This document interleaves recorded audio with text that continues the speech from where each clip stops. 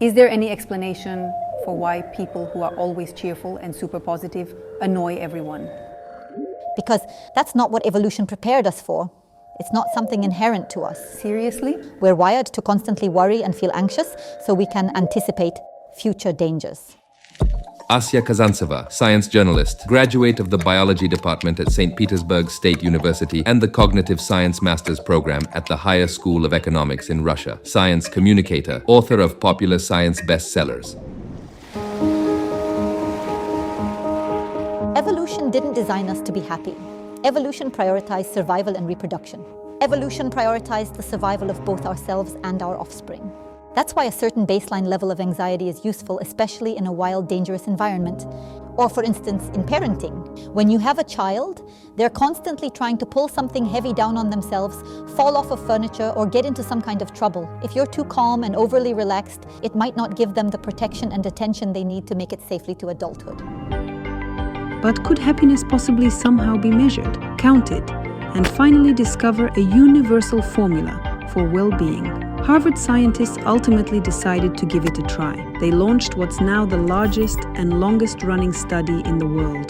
Their search for happiness has lasted 86 years. My guest, American scientist and professor of psychiatry, Robert Waldinger, is now the fourth director of this groundbreaking and long-running study. Robert Waldinger, psychiatrist, professor at Harvard Medical School, director of the world's longest-running happiness study.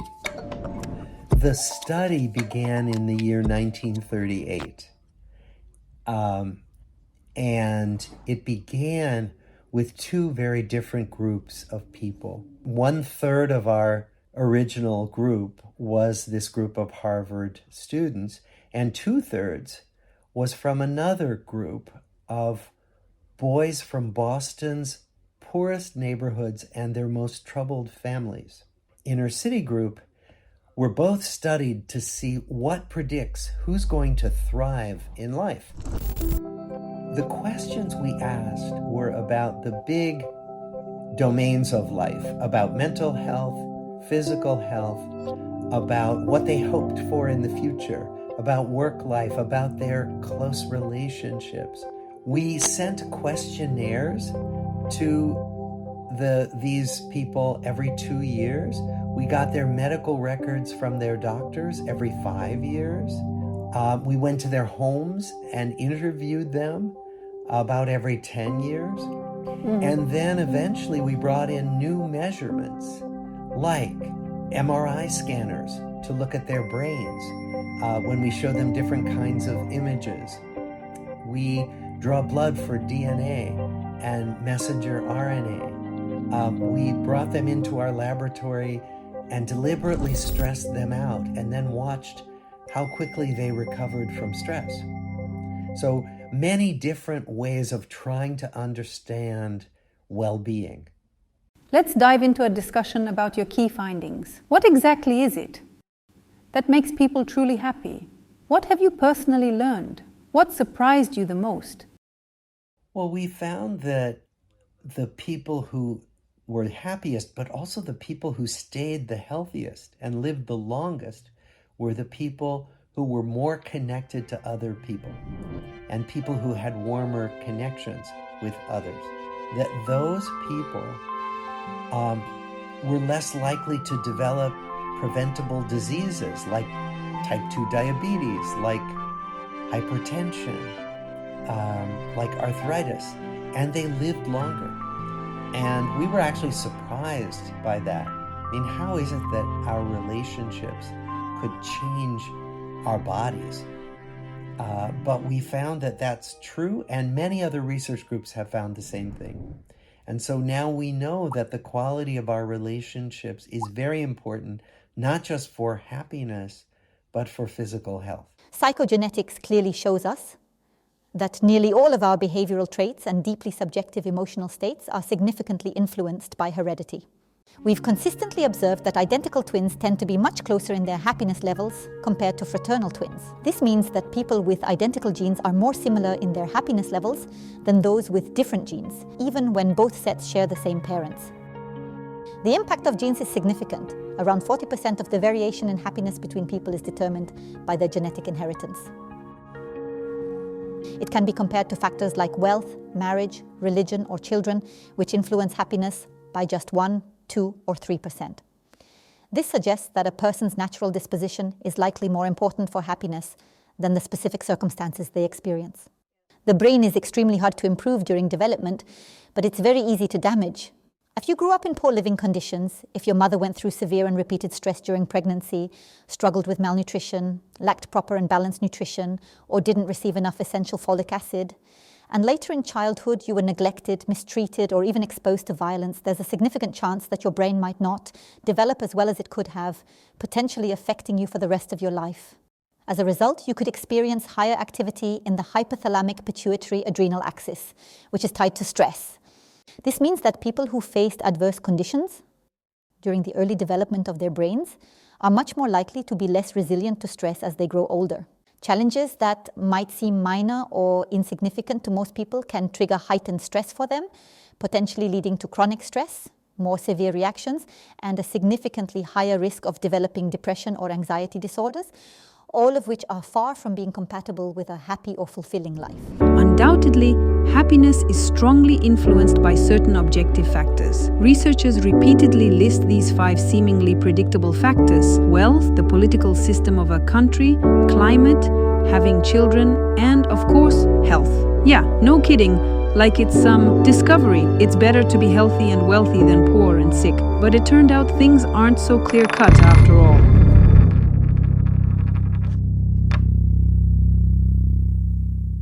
The big question for economists is this: can money actually buy happiness? Yes, you can buy happiness, but not too much. Yeah. Ekaterina Oparina, economist, research fellow at the Centre for Wellbeing Studies, University of Oxford, specialist at the Centre for Economic Performance, London School of Economics, member of the American Economic Association and the Royal Economic Society, UK, author of scientific articles. We know that rich people are happier than less rich people, unsurprising. People's well-being respond to a percentage change in income. So if your income doubles, your well-being will go up. So if your income is low, doubling of income is reasonably feasible. So for people low on income, getting more income will bring them a lot of well-being.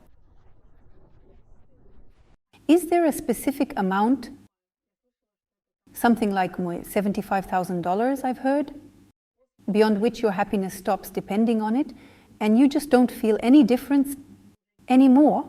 Yes, that was an estimate several years ago in the United States, $75,000 a year. Of course, it's different depending on where you live in the United States or in different parts of the world. But that was the estimate. But really, the important thing is not the actual amount of money, it's whether you have your basic needs met. That's really what matters. So in one country or in one area, it may take a certain amount of money to meet your basic needs. In another country, it may be a very different amount of money. So if you're worried about having a place to live, about having enough food, about being able to educate your children, if you're worried about those things, then every increase in your income will make you happier because it improves your sense of security. But what they find is that once you get your basic needs met, once you've reached that economic level, then you could make 1,000 times more money, 1,000,000 times more money, and you won't get much happier. So actually making a lot of money, becoming rich, doesn't make people happier. That you will see there, think about the Russian billionaires. There are many miserable Russian billionaires, I am sure, just as there are many miserable American billionaires, right? There are also some happy ones too, but money doesn't make you happy. Let's say there's a workplace and everyone is told they're getting a raise. So you discover that everyone received the exact same raise. and you're feeling genuinely happy today because your salary has officially increased. But the next day, you find out that everyone else except you got $1 more. And suddenly, even though your salary was increased, you're not as happy anymore because now you have something to compare it to.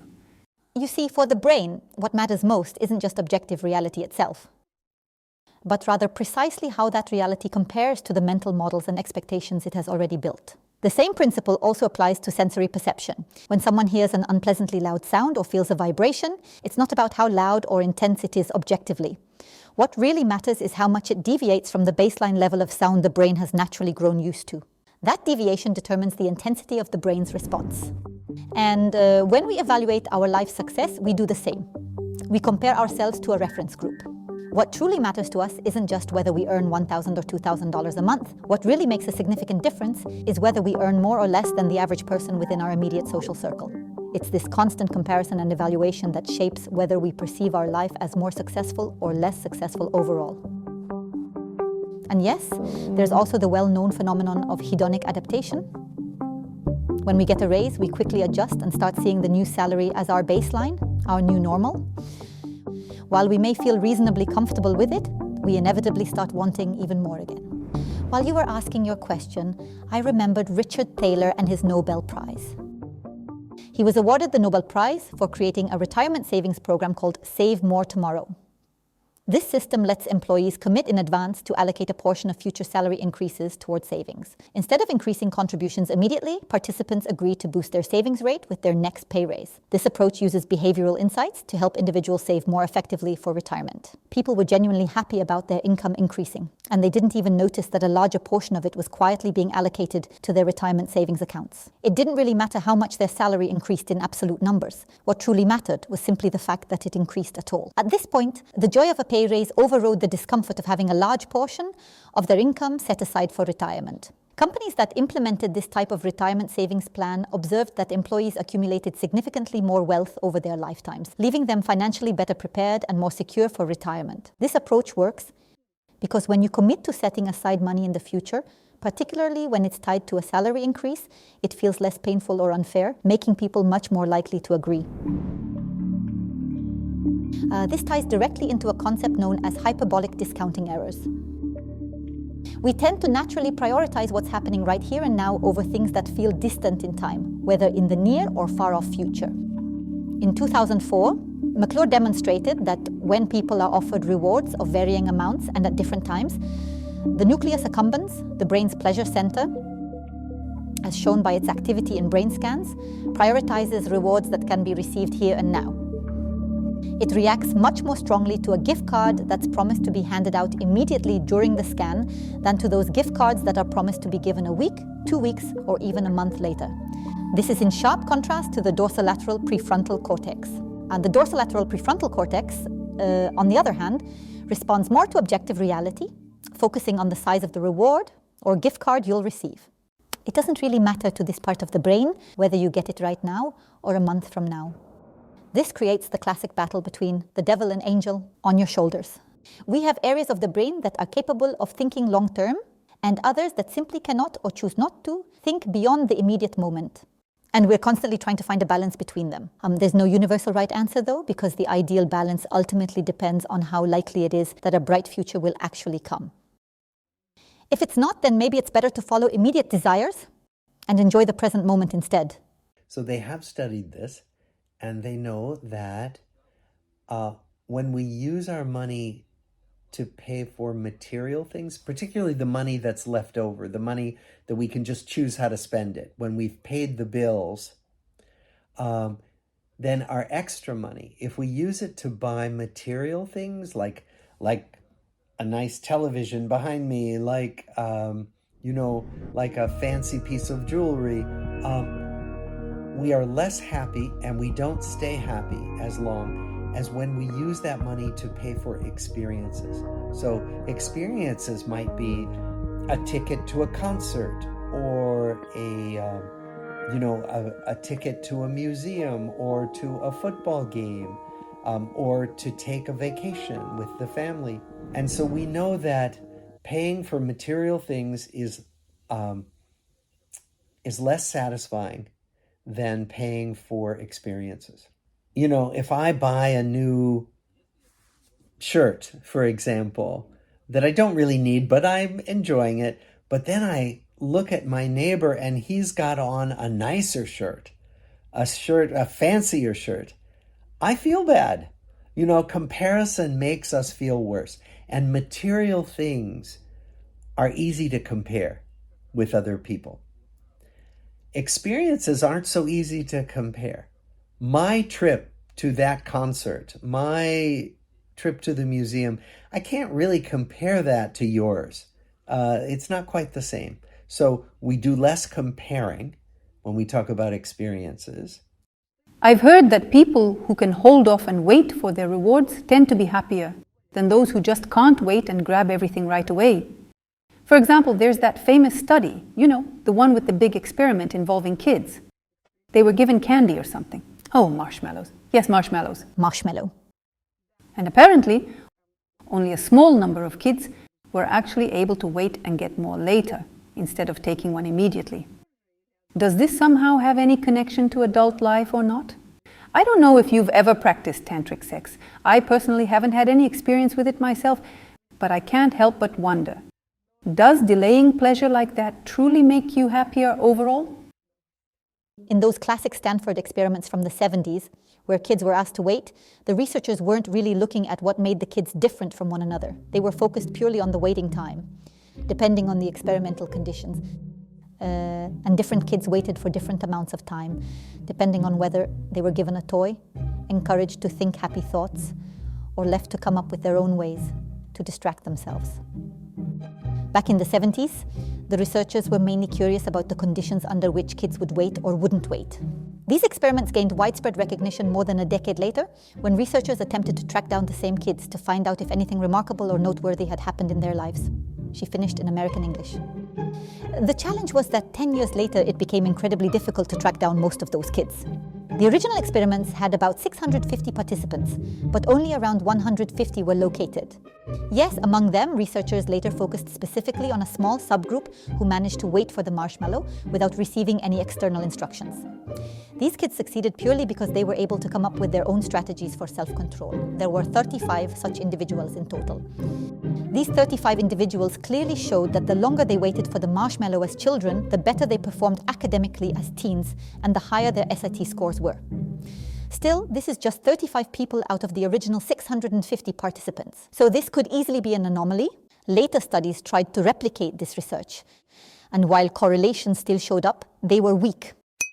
Watching your favorite show without subscribing is like being an independent journalist without the foreign agent badge. Sure, it's possible, but it feels a bit weird. Subscribe now. Your support helps the channel. It's now clear that a child's socio-economic background plays a significantly bigger role in determining their future academic success than how long they manage to wait in a marshmallow experiment. Money might not buy happiness, but according to the UN, the richest countries stubbornly dominate the top 10 spots on the list of the world's happiest nations year after year. And the top 3? Without fail, it's always Northern European countries. For several years now, no one has managed to dethrone cold and rugged Finland from the #1 spot. Talk about a plot twist. Let's dive into the concept of Finnish happiness. You, as the leading expert on Finnish happiness. Frank Martela, philosopher, writer, associate professor at Aalto University in Finland, a best-selling author on happiness. His book, The Good Life, is translated into 29 languages. Can you explain why Finland has consistently maintained its position as the #1 country in the UN's International Happiness Index for the last 5 years straight? Yes, I guess like when it was first announced that Finland is the happiest country, it is like there was nobody more surprised than the Finnish people themselves. So I guess there was like quite much disbelief among the Finnish people that people said no, there must be something wrong with the survey. It cannot be right because I guess the Finnish self-image is that we are just slightly melancholic kind of people with like introverts that don't talk too much, don't display too many emotions. But I think like one thing to notice about this survey, this World Happiness Report, is that the way they measure happiness, they are not asking people like did you feel joy today, or did you smile today, or did you laugh today? But they're asking people like, when you think about your life from a scale from 0 to 10, where 0 is the worst possible life and 10 is the best possible life, where would you put yourself on this scale? That almost nobody in Finland answers 0, 1, 2, 3, or 4 to that question. Almost everybody is like at least at the midpoint of the scale, or higher than the midpoint on the scale. I think it was just like 3% of the Finnish people who answered anything below the midpoint, while in some other countries it can be like the majority of the people being below midpoint. So I guess like in the end it's like, that when we say that Finland is the happiest country in the world, we have to realize that it means that, Finland is the country where there's like least miserable people, in a way, that there's least people who are very, very dissatisfied with their lives. That explains why the average is so high. What's your take on why Scandinavian countries always dominate the top spots? It's starting to feel a bit like, the Michelin star system. Once you've earned the stars, it's as if they're yours to keep for life. Why do you think that is? There are explanations suggesting that the best life possible as defined in Finland might be different from the best life possible as defined in the US, for example. And it might be way easier achievable. So the story of American dream sort of fuels a narrative to go somewhere and to gain something and to do something enormous, which does not necessarily mean that people want something like this all over the world. So possibly Northern European idea of the best life possible is slightly more modest, so people feel that they're closer to that. So possibly people are using different scales. So that is another explanation that some researchers suggest.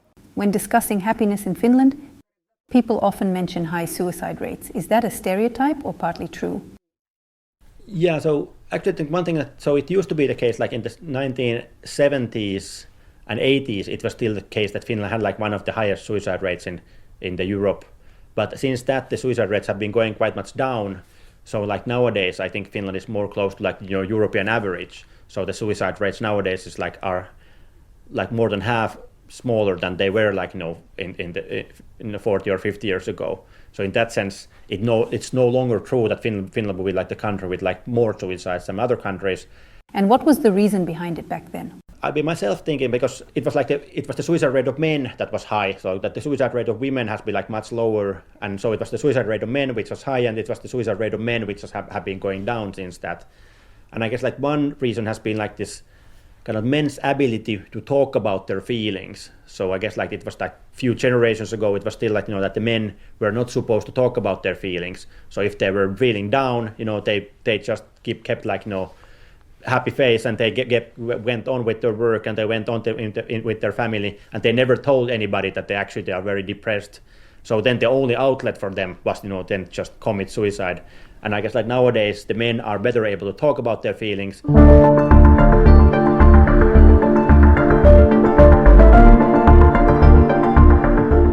Why does the UN even publish this report? What's the purpose? They announce the list, Scandinavia top 1, and then what happens next? What do we do with these numbers? Well, that can be used in various ways. So it's not just that people get happier if their incomes are growing. It's that if they are satisfied with their life as it goes, it's more likely that they will re-elect the same government. So there's a clear interest for existing government to make sure that what they're doing echoes with people who elected them. And generally as a broader point, so we want some measure to evaluate how countries are doing. We used to do that with the GDP. The GDP was not designed for that. It's a measure of economic activity, and it does very well measuring who's doing well economically. But it's not exactly clear that if GDP is growing, that would mean that everybody in the country would be happier. But maybe for you to be happy, what you need is something else. And then the only way to find that out is to ask. Now, what if I told you there's a country that claims its national priority is the happiness of its people? A few years ago, Bhutan decided to ditch GDP as a measure of success and replaced it with GNH, Gross National Happiness. They even created a Ministry of Happiness. Money isn't everything. The most important thing is the mental well-being of the people. Did it help? For 5 years, Bhutan hasn't made it into the world's happiest countries ranking. Not even in the last spot. Yeah, Bhutan is a bit of an extreme example. So they were innovating in developing this gross national happiness. There are other countries that didn't go as far, but still try to incorporate average well-being levels in their budgets. Canada has done that. Australia has done that. New Zealand has done that. So. Bhutan is probably a very radical example, as switching completely from all other measures and just looking at happiness might be a bit extreme. As usual, the devil is in details. So if you want to have a Ministry of Happiness because these scores are easier manipulatable than life expectancy, that's probably not a good reason, and it's unlikely to bring good effects. If you want to have, so in the UK, for example, so there is a Green Book. A Green Book is a manual of how you evaluate policies. And this manual includes a chapter on how to evaluate well-being effects of policies. So if you want to build a road, or if you want to decrease class sizes, all that is likely to have effect on individual well-being. That would make sense to know what the effect would be, because that would allow you to compare policies. If we take Finland as an example, where incomes are heavily equalized.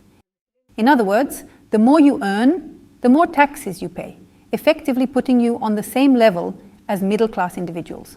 Does this somehow influence Finland being the happiest country in the world? I mean, this kind of financial equality. Actually, the Finnish people are relatively happy taxpayers as well. So when they have been like some surveys about how willing you are to pay the taxes, then most of the Finnish people always say that they are happy to pay the taxes. And I guess it depends quite much on this trust in the system. So because people trust that the money I pay in the taxes, it's put to good use, it's either serving myself, so when I get ill, I can go to the hospital, I get good service. When I have kids, they get good education and so forth. So that's partly about that I feel that I myself get services when I need it, but then it's also that it's put to good use, that the money I give in taxes, then it helps the poor people, it helps the people who are sick, it helps various groups of people around the country.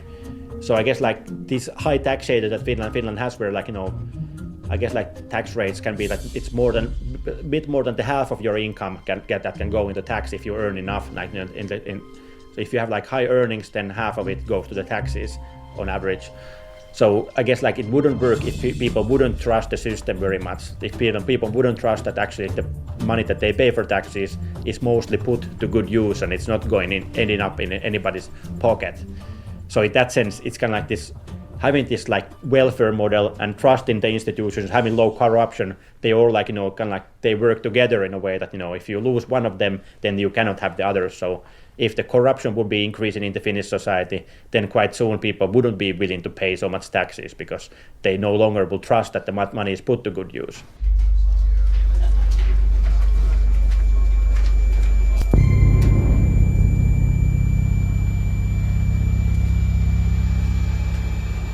Am I right in saying that the top spots in the rankings are always taken by more democratic countries? Not a single totalitarian country has ever made it there.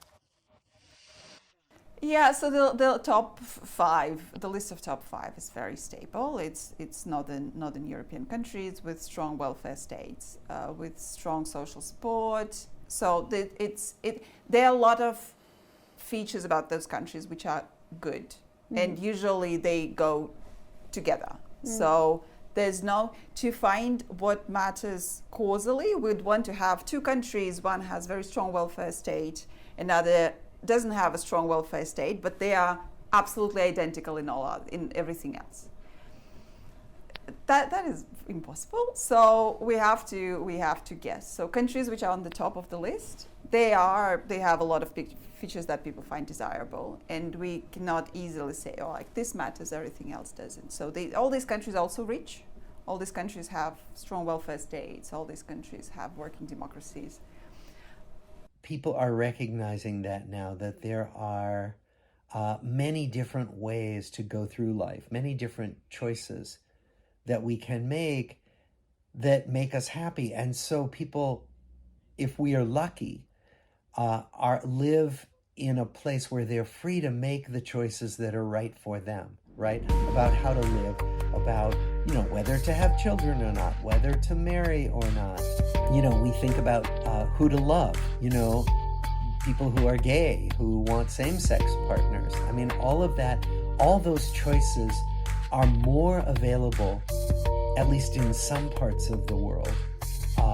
And that what we find is that when people are more free to choose what they want in their lives, they're happier. What's better for happiness, using Finland as an example? Capitalism or socialism?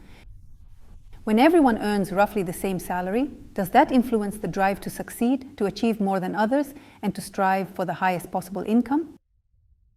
There's like two kinds of freedom. So one of this Isaiah Berlin talks about this positive and negative freedom. So negative freedom means that that you are free to do certain things, that nobody's nobody's putting any obstacles in the way of you doing a certain thing. So I'm free to buy an airplane if I want to. I don't have the money, but if I would have the money, I could do it. There's no obstacle of that. So that's kind of the negative freedom. And then the positive freedom means that you actually have the means to do a certain thing. And that's then, I guess, we need both of those. And for example, in the case of healthcare, if I get some illness and then I need some medication, I guess ultimately it doesn't matter too much whether it's about the positive freedom or negative freedom, whether I have enough money to buy the medication, or whether the government provides me the medication. What is important is that I get the medication. So I guess it's about finding the right balance between what are the parts of the system that should be about free competition or free markets, and what are the parts of the system that should be regulated and somehow governed by the government. And I guess that's what the Nordic countries trying to do, that it's kind of trying to find this balance between this very free economic system, but then having this more active government compared to some of the other countries.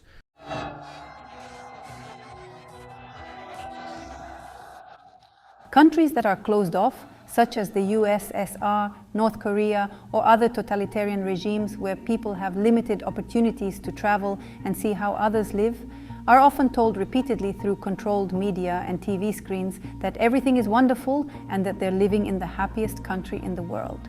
Will their level of happiness be higher before they see how others live, or will it change afterward? I don't know. What's your guess? I've never seen studies like that. So there were studies about East West Germany after reunification, which probably is the closest to your example. So I don't think Gallup surveys people in North Korea, though there are a lot of interesting questions we could have answered knowing that. My educated guess would be that there would be a dip when people adjust their reference group. So if people think that they are living wonderfully because this is the way of life they experience, and then they find out that there are better ways to live, my guess would be their well-being would go down.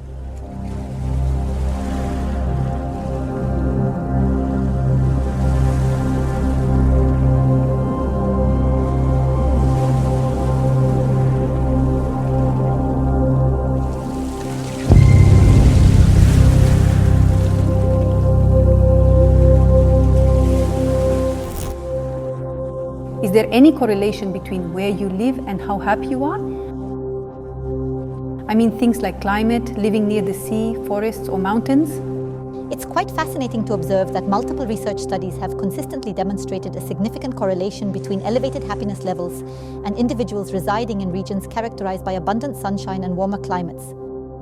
Apparently, it's less about a direct increase in overall happiness and more about a noticeable decrease in the prevalence of seasonal depression, which can significantly affect people when they experience a prolonged lack of sunlight.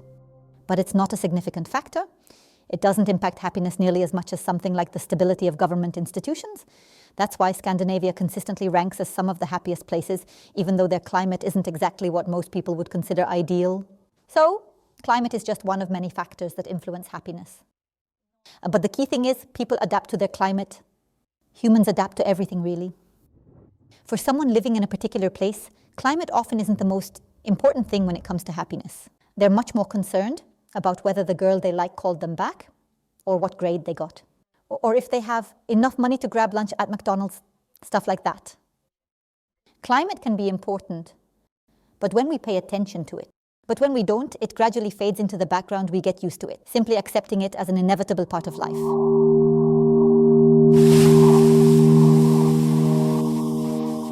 When Finland is ranked first, they always mention this concept of sisu, which also encompasses Finnish nature. The forests, fields, lakes and the sauna, and that feeling you get after stepping out of the sauna and taking in the lush green beauty around you. I don't know. Yeah. Yeah, I guess quite many Finnish people usually, they also talk about nature and going up outside of the city, going to some countryside place and then having this sauna by the lake. So that's if you ask Finnish people what is their happy place, what is the place that makes you happy, then I would think that the most common answer would be this sauna, which is somewhere in the nature, close to a lake or close to the sea. So in that sense, I guess that's at least what many Finnish people feel that they find some happiness from when they have these moments where they were able to enjoy nature. And even some experimental studies where people, two groups of people, one of them walks through a park, another walks through streets. When they end up in the same location, that the people who walk through a park are happier than the other group. So we humans seem to be getting something some vitality from being being able to connect with the nature. So in that sense, probably these moments when you're going to the sauna, when you're relaxed, connected with nature, they are probably one of the happiest moments you have during the day.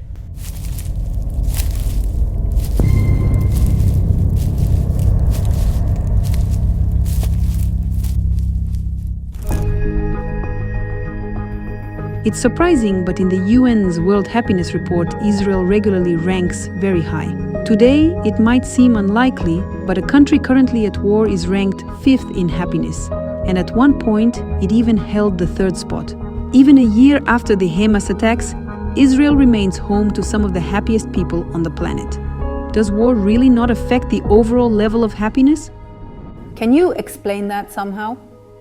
So I guess there are two ideas I have on that. One is these happiness ratings. It takes the average of 3 years. Mm-hmm. So are we talking about past achievements here? So if Israel was so high before, then adding 1 additional year and then taking the average of 3 years, so we'd expect it to go down, but we don't expect it to go down as much as if we just take the last year. So I guess that would explain that. And given Israel on average is higher than the larger, most of the list, even going down would mean going down not all the way, because the difference between countries is enormous. So for Israel to go to the middle of the list, that would require a serious shift within each individual.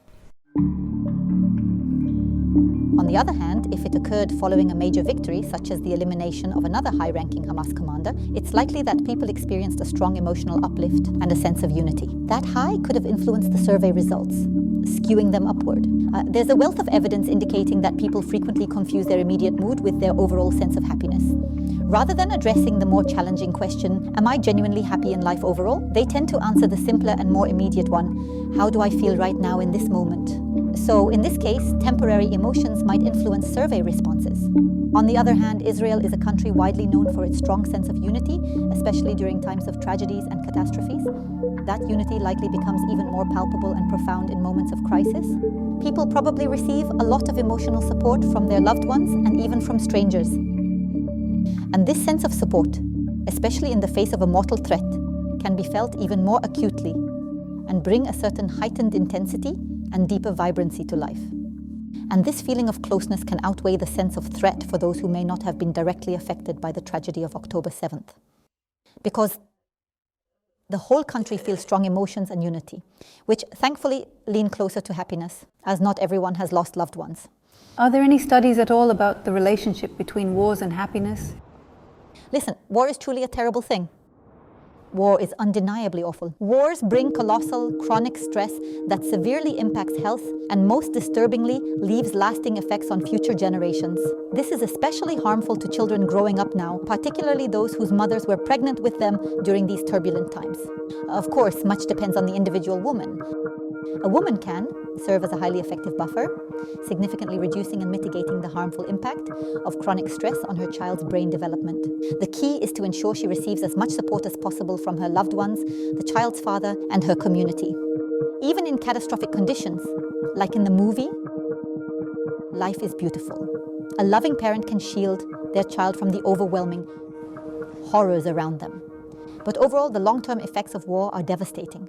They create deep wounds, chronic stress, and far-reaching consequences that linger for generations.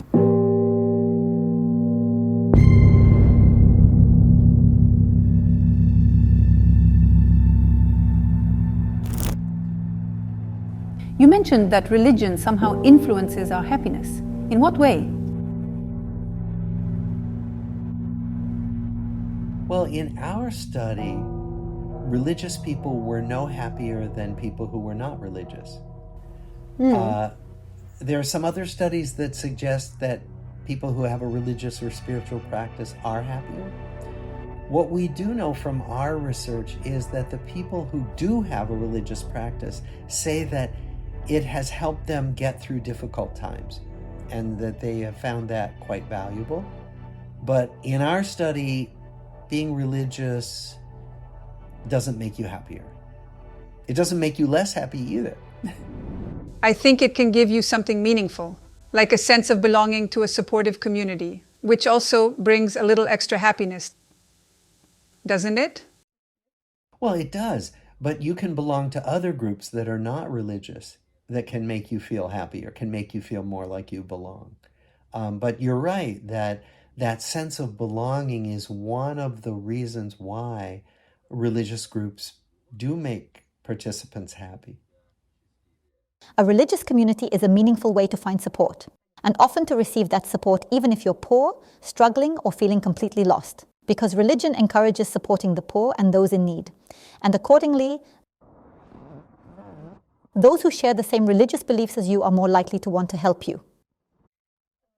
Religion can offer simple, clear answers, helping to alleviate existential crises by providing a structured, ready-made plan of action when you're unsure how to proceed.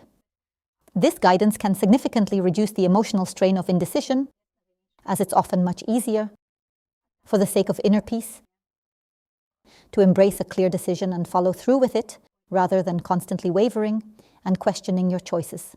From this perspective, Stephen Covey's book, The 7 Habits of Highly Effective People, once enjoyed almost religious-like success. Despite the title, it's not really about 7 habits, but one core idea, one very useful idea. We spend an enormous amount of mental energy constantly choosing between alternatives, but what we really need is to define our priorities just once. Decide what matters most, whether it's homeland or career, and then make all subsequent decisions in alignment with that choice. We're not shutting down the Let's Talk project. Do you know why? Because we have you. Take a look at the link below the video or scan this QR code. Let's test the theory of small contributions in action. And as Stephen Covey tells us, this approach significantly reduces worry and second-guessing. None of that constant, maybe I should have done this differently here or made a different choice there. Once we've made a clear decision, we commit to it and act accordingly. From there, we simply do what we must, trusting that this is the path we've chosen and ultimately our destiny. This can bring a sense of relief. Similarly, religion can offer ready-made answers that ease this burden, providing clarity and comfort. And as far as I know, most religions strongly encourage reproduction, actively promoting the idea that women, instead of spending time pondering the deeper meaning of life, should primarily focus on having and raising children. And for most women, children can bring immense joy. Fortunately, evolution has equipped us for this. Many women naturally find deep satisfaction and happiness in caring for babies. This, of course, raises serious and complex questions about access to education, opportunities for self-realization, alternative lifestyles, independence from men, protection against abuse, and overall personal freedom. But let's say your partner is also influenced by religion in a way that prevents him from being abusive, and you're having children with a strong sense of fulfillment, feeling deeply that you're doing everything right. This might give you a profound sense of eudaimonic well-being and even allow you to look down on those who are torn between family and career. In that case, you might actually be happier than someone who is constantly struggling to find their own answers instead of accepting ready-made ones.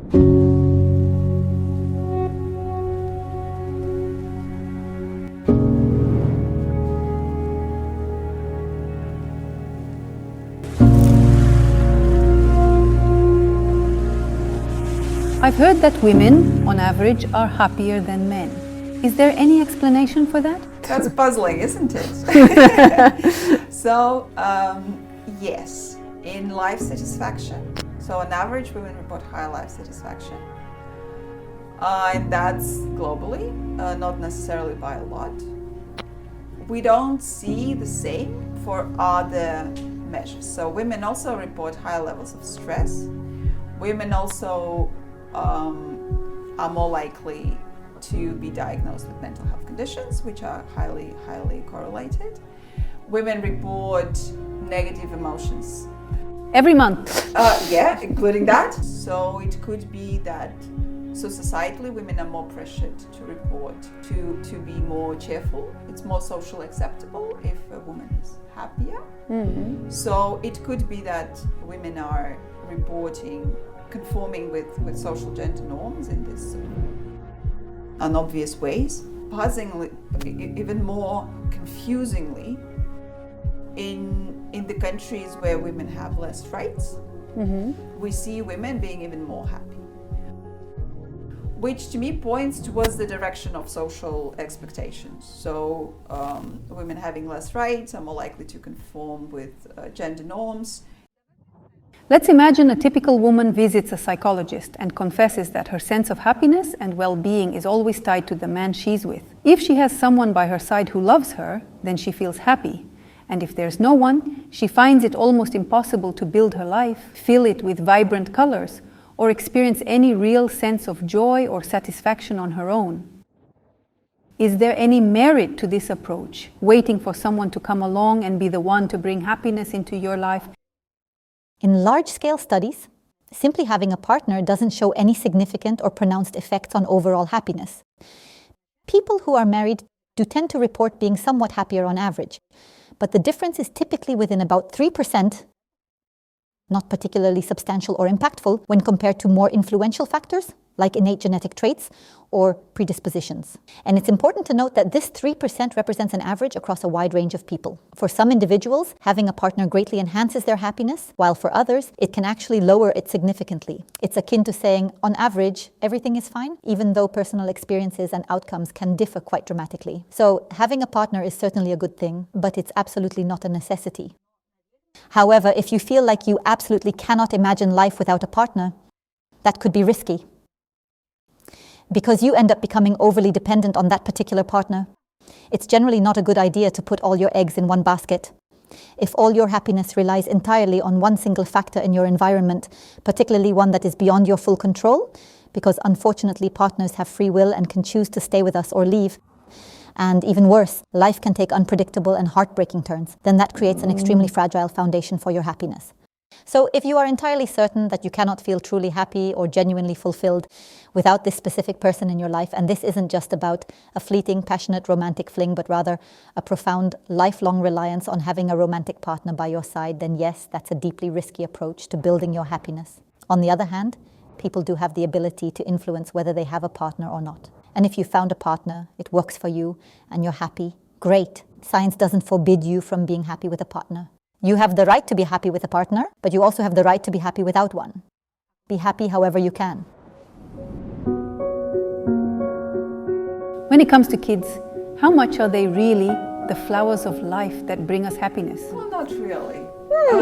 Sorry about that. Yeah. It's propaganda. Yeah. So it's complicated with children. Getting back to causality, so what we would want to compare ideally is there is a person who's planning to have a child, and they have a child, and we compare that person to the identical person in the parallel reality who never had a child. And we want to know how their well-being. It's their choice, and they're happy with it. Exactly. We rely on the data that we have, where people who have children decided to have children, and people who don't have children decided to not have children. We are not sure that they are otherwise completely identical. So there is a study for Germany that shows that if we observe the same people, and then at some point they have a child and their well-being goes down, and then they adapt within 4 years, I think, both for men and women. The usual explanation is that, it's a great change. Sleep deprivation is not good for your well-being. It affects satisfaction with relationships because relationships change a lot. There are a lot of new anxieties. So life satisfaction goes down. Meaning, so worthwhileness goes up. People find it that what they're doing is very meaningful. Positive emotions go up. Negative emotions go up. So everything just explodes. So that's not, to an extent, that's not extremely surprising. So life satisfaction goes down and then it adapts. There are studies showing that having grandchildren is very good for you. So and in terms of in the countries where having a child is just a decision about a child, so being back to Northern Europe, we don't see that strong effect, as in people with children might be happier than people without children. In countries where children is a way to guarantee safe retirement, or so where having children is not just about decision of having children, then life satisfaction goes down more.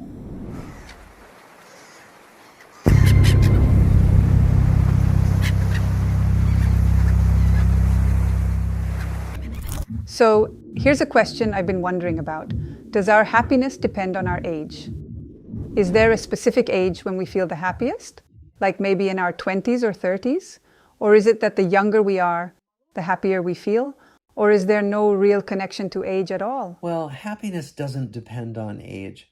We know that certain groups are less happy than other groups. So young people, actually, age 16 to 24, are among the loneliest people in age. Older people are happier. We get happier as we get older because we start focusing more on what's positive and less on what's negative. So actually, we get happier in our 50s and 60s and 70s. Until we lose our health, older people tend to be happier than we were when we were younger. It's usually U-shaped. So you start well, then it sort of slides down, depending on the data set, until mid-40s, mid-50s. And congratulations, it should get better now. And I'm really at rock bottom. And it climbs up. So that's the standard findings. Large data sets across countries, this U-shape. But it is sliding there and back. So that's for life satisfaction. There isn't evidence showing that this U-shape might be tilting. That young people are getting less happy than they used to be. But here, so if you look at parts or particular years, you can see this pattern shifting. Generally, the pattern still holds. The pattern did not hold in post-Soviet countries in the 90s. It was just sliding down. And the typical explanation of it, that older people were affected more because they were not working age. They expected some support, retirement support from the state, which they were not getting. It was way more stressful on them.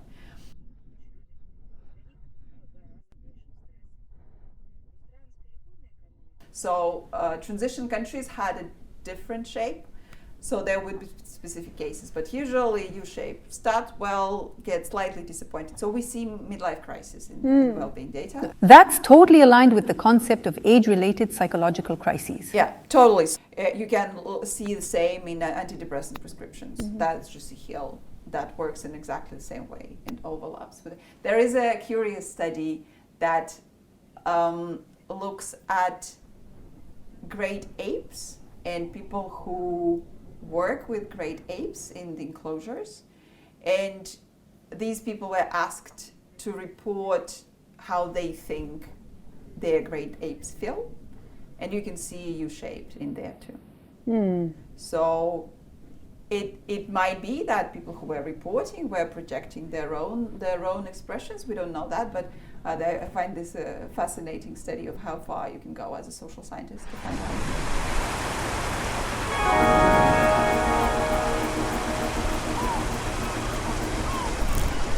There's a fascinating documentary on Netflix about blue zones. It explores places around the world where there are exceptionally high numbers of elderly people, centenarians. Can this be linked to happiness, or are these completely separate concepts? In other words, are people who live past 100 inherently happier, or not necessarily? So on average, high levels of well-being are predictive of longevity. So happier people live longer. It's also not completely surprising, happier people are healthier people live longer. I think that people who are 100 plus are largely outliers. So as an economist, I usually work with large data sets to see some regular patterns. People 100 plus are outliers. It might be that something worked for them that wouldn't work for anybody else. So generally, we see that people who are happier, they live longer. Will they live as long as 100? Nobody can guarantee that. That's pretty statistically improbable to guarantee that some particular person will live as long. But in terms of general correlations, yes, we see that. So it's good for you to be happier. The connection between health and happiness is complex, multifaceted, and layered. There seem to be some fundamental underlying factors that influence both. Well, yes, you've got a lucky combination of genes. That's why your brain developed so well, and your body turned out pretty great too. But beyond that, there are cause and effect relationships at play, working both ways. So, on one hand, it's naturally easier for a healthy person to live a good and balanced life because they're not constantly dealing with pain or illness. But on the other hand, someone who feels truly satisfied and content with life often finds it much easier to maintain a healthier and more active lifestyle. They're less likely to drink excessively, smoke, or get overwhelmed by stress, things that in turn damage health. And people like that really do live longer. For example, there was an old study about nuns who wrote autobiographies. There were nuns who, upon joining the convent at an average age of 22, wrote a short autobiography, just a page or so, about where they studied, where they were born, and how they ended up in the convent. Years later, researchers tracked down 180 of these nuns when they were between 75 and 95 years old. By that time, 42% of them had passed away, while the rest were still alive.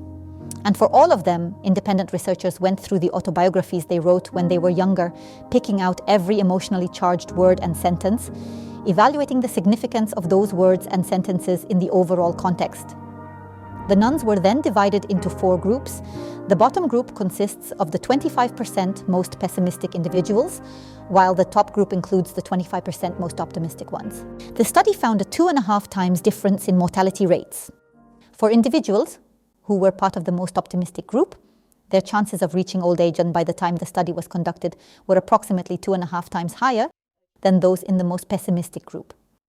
Because maintaining a positive outlook on life, even when it's based on something as small as a single autobiography, apparently contributes to preserving, strengthening, and even enhancing overall physical health. For people with physical disabilities, is their level of happiness significantly lower, or do they adapt over time and eventually reach a comparable level? We see that people adapt to disabilities.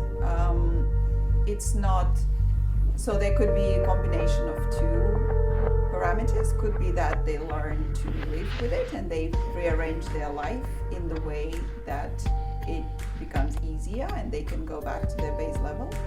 Could be that they scale shift, that now their best imaginable life looks slightly different. But the usual explanation is people adapt to most things. So people adapt to good and to bad events. There are several events people don't adapt to: ill mental health, unemployment. This is something that people don't. So if you observe a group of people and you plot their average well-being for some time, and then at some point you observe that they lose a job, their well-being going to plummet and stay there. If you observe people who had a medical accident and at some point they become disabled, you see that their well-being will crawl up to their base level at some point. So people are pretty resilient. People adapt to a lot of stuff. Any external factors are always filtered through the lens of our own subjective perception. The same set of external factors may lead to happiness for some people, while for others, it might not contribute to happiness at all. What really matters is how we process these factors, how we filter them through our own perception. It's about what we choose to focus on, which aspects of our surroundings catch our attention. That's how it works. That's why various psychotherapeutic interventions from the field of positive psychology, which are specifically designed to make a person feel happier, largely work by focusing on the effective management of attention. By guiding the person toward a mindset that encourages them to notice and focus more on the good within the same surrounding reality, to actively appreciate moments of gratitude, to direct their attention toward positive traits and strengths, or for instance, to practice fostering a sense that right here and now, there's truly nothing significantly negative happening that warrants concern. This approach can sometimes be more effective than trying to change the external reality itself. First of all, I totally get why people go to therapy and blame everything on their mothers. Like you're saying, if someone's unhappy. Yeah, well, mothers don't just... That's exactly it. A mother didn't become the one to blame because life was easy for her. She's just a regular person. Yes, exactly. But, I've always believed that happiness is ultimately a choice. So you're saying we choose, to be an optimist or a pessimist. Am I right about that? Or is it more like what you're describing, something we don't entirely choose because it's happening in our brains and, genes play a role too? Well, yes, we see that innate components are important. There's even a widely recognized and highly influential theory in the psychology of happiness known as the set point theory. This theory posits that every individual has a stable and innate level of happiness, a sort of unique baseline specific to them. While this baseline can be influenced by external events, especially those that are significant or life-changing, such deviations are often temporary. Over time, people tend to gravitate back toward their personal set point of happiness, which remains relatively consistent and stable throughout most of their lives, even in the face of ups and downs. That said, there's also the idea that happiness is a matter of discipline, requiring consistent effort to maintain. There are certain environmental factors that reliably correlate with happiness, shedding light on the impact of external conditions. For instance, people who stay active, whether it's running, yoga, dancing, or working out regularly, tend to report higher levels of happiness and overall well-being. If we consider the brain areas active during positive emotions, the basal ganglia play a major role, acting as a central hub for processing reward signals and fostering feelings of pleasure and motivation. These subcortical structures are heavily involved in planning movement, coordinating physical actions, and are also key to driving motivation and fostering positive emotions that contribute to overall well-being. The most famous in this context is the nucleus accumbens, often called the brain's pleasure center. It lights up in brain scans whenever something good happens. It lights up in brain scans whenever something good happens to you. When you're handed money, when you're shown a photo of your loved one, anything positive triggers activation in the nucleus accumbens. Neuroeconomist Vasily Klucharov suggests that everything we do is ultimately to please the neurons in our nucleus accumbens, the brain's pleasure center. However, beyond the nucleus accumbens, there are other basal ganglia that play equally significant roles. They all operate primarily on dopamine, serving two crucial functions. On one hand, they assist in controlling and coordinating our movements. On the other hand, they drive us to plan our goals, where we want to go, why we aim to get there, and how we'll derive satisfaction from achieving the desired outcome. Apparently, these two functions in the brain are closely connected. It seems that when we move, even on an anatomical and neurophysiological level, it triggers the activation of brain areas closely associated with positive emotions, reinforcing the link between physical activity and emotional well-being. On the flip side, there's the subcortical emotional center, the amygdala, or our almond-shaped structure, that's more involved in processing negative emotions. It becomes highly active when you see a scary spider in a brain scan, when you lose money in an economic game, or when you're given an unpleasant shock, basically when something bad happens to you. However, These subcortical emotional centers don't generate subjective feelings directly. Instead, they act as messengers, sending signals to the prefrontal cortex. This higher order brain region processes the information, analyzing and comparing it with past experiences before ultimately delivering a final verdict on how we interpret and perceive our feelings. Why is negativity always stronger than joy? I mean, the simplest example, since we're on YouTube, is reading comments under a video. There might be 10 positive ones and 1 negative, but that one bad comment is what you'll remember. You'll keep replaying it in your head over and over. Daniel Kahneman, our go-to guy for these topics, wrote a lot about this. He explained that we're much more reactive to negative emotions than positive ones, and we respond more strongly to negative external stimuli than positive ones. It all ties back to evolution, where the primary goal wasn't necessarily for us to feel good, but to ensure survival. As a result, any negativity from the environment is instinctively perceived as a potential danger or a possible threat, demanding our immediate attention. This survival mechanism forces us to evaluate the situation, determining whether it holds significance and whether we need to take steps to avoid it for our safety. On the other hand, if we don't focus enough on the positive, it's not immediately life-threatening. In the long term, this heightened vigilance can take a toll on the body, as chronic stress contributes to cardiovascular diseases and other serious health issues. Right now, ignoring positives won't kill us, but missing a negative, dangerous, or unpleasant stimulus could be life-threatening, like crossing on a red light or facing a tiger ambush. If we imagine for a moment and consider Elon Musk's latest experiments with brain chips, do you think it's truly possible that in the future we might develop a chip capable of directly stimulating the brain areas we've been discussing? Such a device could potentially enhance our sense of happiness by targeting the precise neural circuits responsible for positive emotions. Is this kind of technological advancement within the realm of possibility, or does it remain a far-off dream? This isn't about the future. It's about a dark and disturbing past. Because in the 1950s to 1970s, experiments like these weren't just conducted on rats, they were done on humans too. It was a brutal and horrifying time when such methods were even used in attempts to treat homosexuality. Oh my God, what did they do? They tried implanting electrodes in the pleasure center of the brain, stimulating it whenever a person engaged in heterosexual activity, or even just watched heterosexual pornography. The idea was to condition the person to associate heterosexuality with pleasure, supposedly fixing their orientation. One such case was a patient referred to as B19, and there are scientific articles documenting what was done to him. There are scientific articles preserved on this topic. Did it work? If electrodes are implanted correctly, a person becomes willing to do anything to trigger that stimulation.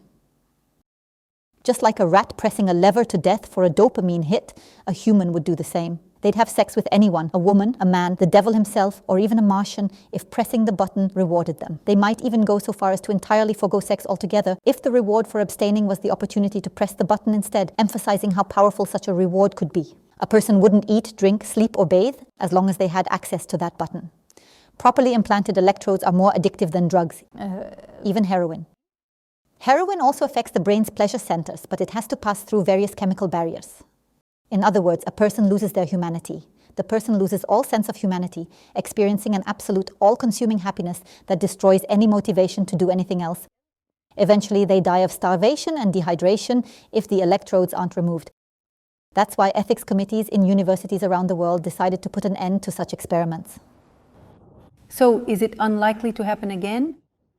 Or will we eventually develop some kind of tiny device that avoids affecting other areas of the brain? There are efforts to create something small and precise aimed at targeted effects. In fact, even in recent years, around the 2010s, scientists conducted experiments aimed at treating severe, untreatable depression by implanting electrodes directly into certain pleasure centers of the brain. These interventions were for individuals unresponsive to conventional treatments like antidepressants or therapy. Imagine someone lying in bed, staring at the wall, utterly drained of energy to live, though escape might be their deepest wish. Stimulating their brain's pleasure center, even slightly, could spark enough motivation to help them get up, brush their teeth, and gradually regain some basic functioning and engagement with life.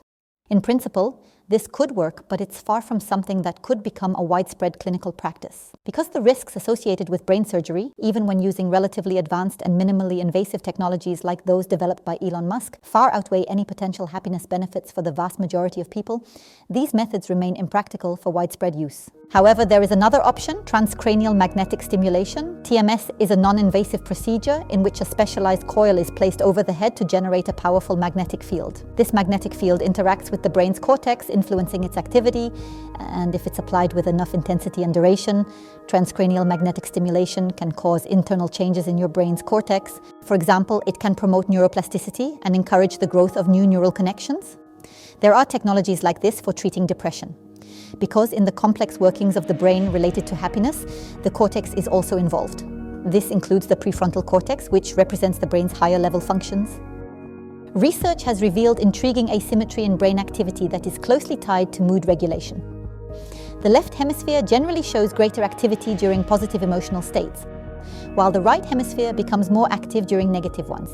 And the patient attends multiple sessions where the activity in the left hemisphere is locally enhanced during each session, potentially improving overall brain function even outside the sessions. This can also help with depression. This approach has shown promise in fostering emotional well-being, especially severe depression that is resistant to antidepressants. A few sessions of transcranial magnetic stimulation can help. This technology has even been approved by the US Food and Drug Administration. It is much, much safer than implanting electrodes. How many of the original participants are still part of the study today? I mean, is anyone from the initial group still alive, or are you now working solely with their descendants? Yeah. So of the first generation, there were 724 men originally. Only about 10 are still alive. They're all over age 100. We are still in contact with them, but our primary focus now is on their children. Do you have a favorite participant or someone particularly fascinating to observe? Well, we have one person. He recently passed away, but we think he was our happiest man. And the interesting thing about his life is that it was very ordinary. I mean, we had some people who were quite famous. John F. Kennedy was part of the Harvard group. Ben Bradley, who was editor of the Washington Post, one of the major newspapers in the United States, and one of the people who broke the Watergate scandal that caused President Richard Nixon to resign. That was Ben Bradley, who was in our study. So we had famous people, but this man, who we called Leo in our book, The Good Life, Leo was a high school teacher. He was just a teacher his whole life. And he loved his students. He loved his colleagues. He had a warm marriage. He had 3 daughters. He was the happiest man. And we think it was because he was completely invested in his relationships with other people, with his family, with his work colleagues, with friends. He wasn't worried about being famous or being wealthy. He just paid a lot of attention to his connections with other people. And he was the happiest as he went through life. And we think of him as perhaps one of the most mature people in our study. Friends, this message is for our Russian viewers. In Russia, YouTube has been experiencing slower video loading speeds. To address this, we're now uploading all episodes of the Let's Talk project on the Boosty platform. New interviews, documentaries, and discussions from the science series will be available there completely free of charge. Boosty has an easy-to-use website, a straightforward interface, and a mobile app for Android and iOS, and videos load smoothly without delays. So, subscribe to Let's Talk on Boosty and enjoy without interruptions. If you'd like to support our project, no matter where you are, you can opt for a paid subscription on one of the sponsorship platforms. The more actively you support us, the faster and more frequently we'll release new episodes. As a subscriber, you'll also gain access to early premieres and exclusive project materials. Additionally, we have a special segment exclusively for sponsors, where you get the chance to interview me directly. If you're in Russia, you can set up regular donations to the channel via Boosty. If you're outside of Russia, you can become our patron on Patreon or become a sponsor of Let's Talk on YouTube. Just click the Become a Sponsor button, and if you'd like to send a one-time donation, the Thanks button on YouTube allows you to contribute any amount to the channel's creators. Our Telegram channel is accessible from anywhere in the world. You'll find links to all the support options in the description of this video and on the channel's page. We deeply value your participation. We make Let's Talk for you because of you and together with you. We are your agents and no one else's.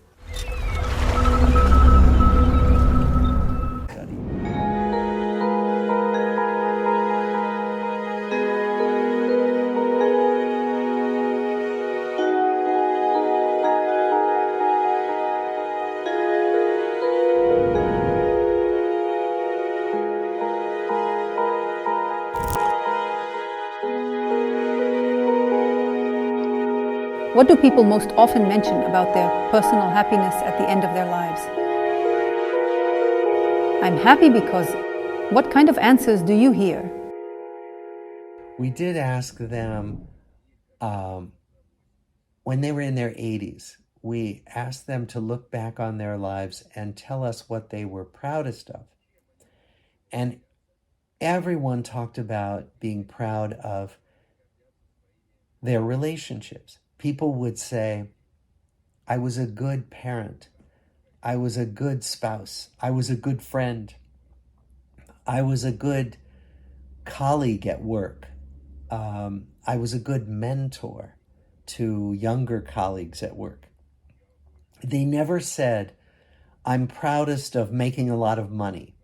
I'm proudest of being the CEO of a company. Even though many of those people did those things. That wasn't what they were proudest of when they looked back. Communication plays a huge role, as does social support. We humans are social creatures. We evolved to live in groups. For most of human history, being cast out or rejected by society was not just a painful experience, but often a death sentence, as survival depended on cooperation. We didn't have food delivery services, remote work, or any modern conveniences. Survival required collective defense against predators, staying warm together, and so on. That's why we're naturally wired to feel anxiety when we sense social rejection, isolation, or the potential for disconnection from other people. It's one of the most significant stressors and can even have a detrimental effect on health, negatively impacting life expectancy. Let me take just a second of your time. I want to remind you that we also have a Telegram channel, Let's Talk. See you there. Loneliness significantly increases the risk of cardiovascular diseases and other health issues. Conversely, social support, when someone hugs you and tells you how wonderful, sweet, and amazing you are, triggers the release of oxytocin. Oxytocin, in turn, has a powerful anxiolytic or anti-anxiety effect. People with strong social support are, once again, more resilient to stress. Lab experiments demonstrate this clearly. When someone brings a friend to the lab and receives a hug or some form of comfort from them, stress-inducing methods used in the experiment become significantly less effective. Cortisol levels, the body's primary stress hormone, do not spike as dramatically when social support is provided beforehand, showing the importance of social connections in managing stress. Social support net, the fact that you have somebody to call to if you have problems, the amount of close friends, that all matters, but there's no particular need for these people to be related by blood. So you need a social network. Mm-hmm. That network can be family, which works, and that's wonderful. That network can be coming from somewhere else. So what matters is the social network and having connections and having interactions. Robert, do you think this important study will continue after your tenure? Are you currently mentoring a successor to carry on the work, or how does it work? And why has this significant study lasted so long? Is it because of sponsors or something else? Well, it's been actually a miracle that we've gone on as long as we have. That usually studies like this stop within 5 to 10 years because they lose their funding, the people stop participating in the study. So we've been very lucky. Most of our funding has come from the United States government, because they recognize that studying life like this is very useful, is very important.